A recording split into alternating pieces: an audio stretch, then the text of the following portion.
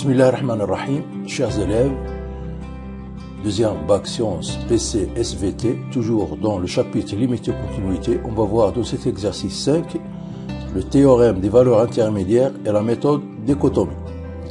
Pour l'exercice, on va montrer tout d'abord que l'équation x puissance 3 plus x carré est égale à 1 admet une solution unique alpha dans l'intervalle 0,1 à l'aide du théorème des valeurs intermédiaires.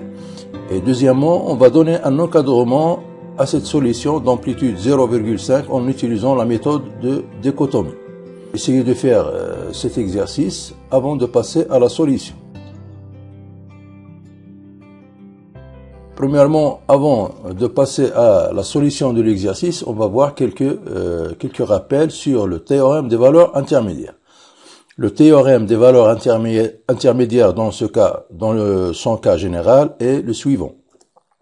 Soit f une fonction continue sur un intervalle i et a b deux éléments de i. Donc pour tout cas appartenant à l'image du segment AB par la fonction f, il existe un c appartenant à b tel que f de c est égal à k. Donc on a ici f est continu sur un intervalle i. L'image de l'intervalle AB par la fonction f, c'est l'intervalle petit m, grand M, avec, c'est le minimum de f de x sur AB, et grand M est égal au maximum de f de x sur AB. Donc, comme on a dans cet exemple, on a ici le M, minimum de f, et ici on a le maximum de f.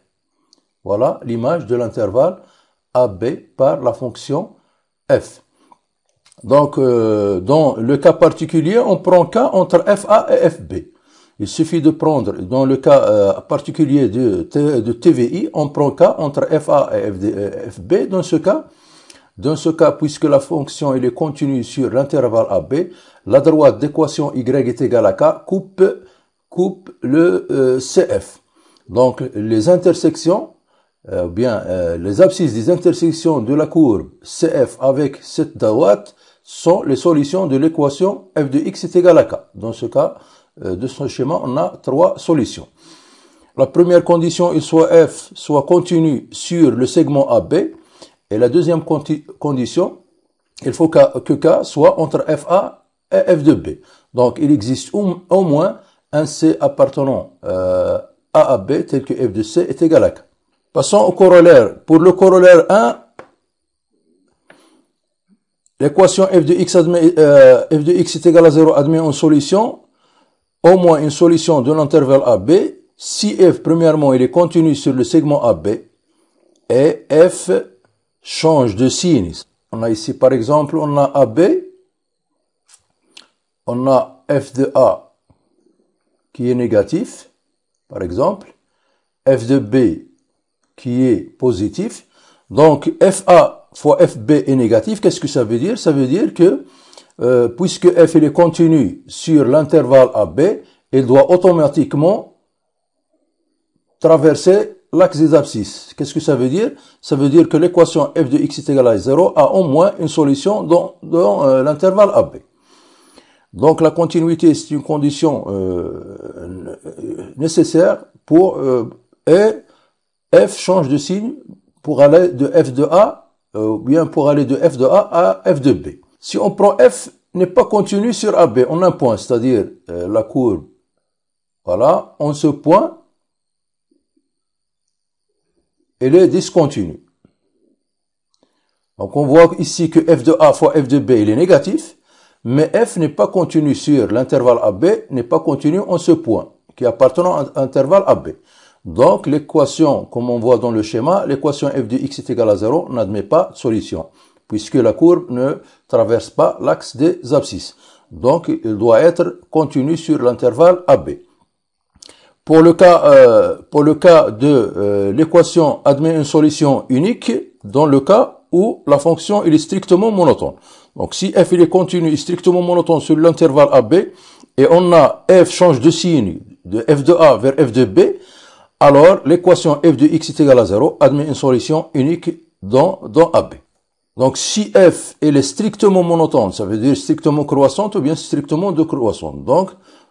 Donc f, s'il est strictement décroissante ou strictement croissante, donc qu'est-ce que ça veut dire? Ça veut dire que la courbe coupe l'axe des abscisses en un seul point, puisque la courbe, soit elle monte strictement croissante, soit strictement décroissante. Dans ce cas, l'équation f de x est égale à 0 admet une solution unique dans AB. Donc, passons à la solution de l'exercice. Premièrement, on va montrer que l'équation x puissance 3 plus x carré est égale à 1 admet une solution unique alpha dans l'intervalle 0, 1. Donc, on a x3 plus x carré est égal à 1 est équivalent à x puissance 3 plus x carré moins 1 est égal à 0. Donc, qu'est-ce qu'on va faire? On va poser x puissance 3 plus x carré moins 1, f de x. Donc, posons la fonction f de x, x puissance 3 plus x carré moins 1. Donc, cette équation est équivalent que f de x est égal à 0. Donc, est équivalent que f de x est égal à 0. Donc, on va utiliser le TVI pour montrer que cette équation admet une solution unique dans l'intervalle 0,1. Premièrement, la continuité. Donc, f, il est continu sur l'intervalle 0,1, puisque f, il est continu sur R, car il est une fonction polynôme. Deuxième condition, on va calculer f de 0 et f de 1. f de 0 est égal à moins 1, on calcule. f de 1 est égal à 1. Or, le produit de f de 0 fois f de 1, c'est négatif. Donc, f change de signe lorsqu'il passe de f de 0 vers f de 1. D'après le théorème, donc, il existe au moins un alpha appartenant à l'intervalle 0a tel que f de alpha est égal à 0. D'après le théorème des valeurs intermédiaires. Donc, il existe au moins. Pour démontrer qu'il existe un unique alpha appartenant à 0,1 tel que f de alpha est égal à 0, on va étudier la monotonie de cette fonction sur l'intervalle 0,1. Donc, on va calculer f' de x, c'est 3x carré plus 2x. Et lorsque x il est dans l'intervalle 0,1, on a f' de x, ça c'est positif, 2x positif, la somme elle est positive. Donc f elle est strictement croissante sur l'intervalle 0,1. Même si f' s'annule en 0, f est toujours strictement croissante sur 0,1. Car si f' s'annule en point isolé, la fonction est toujours strictement croissante ou bien strictement décroissante, même si f' s'annule en des points isolés. D'après toujours le théorème des valeurs intermédiaires, il existe un unique alpha appartenant à l'intervalle ouvert 0,1 tel que f de alpha est égal à 0. Toujours d'après les conséquences de TVI, c'est-à-dire le théorème des valeurs intermédiaires. Donc pour la deuxième question, on va donner un encadrement plus précis à alpha, la solution de l'équation. Donc on a alpha, premièrement, il est compris entre 0 et 1. Donc, c'est un encadrement d'amplitude 1. Donc, si on a, en général, si on a x compris entre A et B, c'est un encadrement d'amplitude B moins 1. Donc, B moins 1. C'est un amplitude, bien, c'est un encadrement de x d'amplitude B moins 1. Ici, on a 1 moins 0, c'est 1. Donc, on va utiliser la méthode de dichotomie pour donner une amplitude ou bien donner un encadrement plus précis à cette solution. La dichotomie, ça veut dire bisection, ça veut dire couper en deux. Donc, on va couper notre intervalle AB en deux. Voilà l'intervalle AB, 0, 1. On va le couper en deux. Donc, le centre de l'intervalle AB, en général, de l'intervalle AB ouvert ou bien fermé, c'est la même chose, est égal à A plus B sur 2. C'est la somme des extrémités de l'intervalle sur 2. Donc 0 plus 1 sur 2, c'est 1,5. Donc ici, c'est le centre. Donc on va voir le alpha, il est dans l'intervalle 0,1. Est-ce qu'il est dans l'intervalle 0, 1,5? Est-ce qu'il est dans l'intervalle 1,5, 1? Pour cela, il suffit de calculer f le 1,5. Or, le f 1,5 avec une calculatrice, ou bien on calcule le f 1,5, c'est négatif. Il suffit d'avoir le signe. Est-ce qu'il est négatif ou positif? Donc, pour le f0, on a dit qu'il est négatif. Pour le 1, son image, il est positif.